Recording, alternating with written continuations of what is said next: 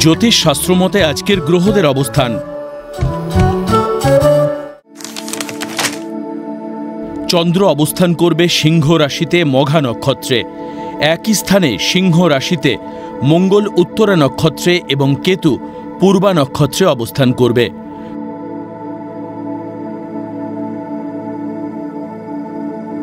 সপ্তমে রাহু অবস্থান করবে কুম্ভ রাশিতে পূর্ব ভাদ্রপদ নক্ষত্রে। অষ্টম স্থানে বক্রী শনি অবস্থান করবে উত্তর ভাদ্রপদ নক্ষত্রে।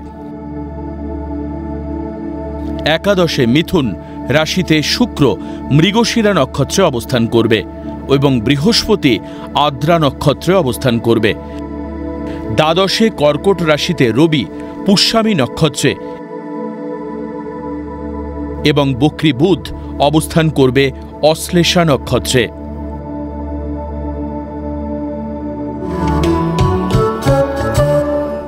আজকের দিনে জন্মগ্রহণ করলে রাশি সিংহ, নক্ষত্র মঘা, তিথি শুক্লা তৃতীয়া,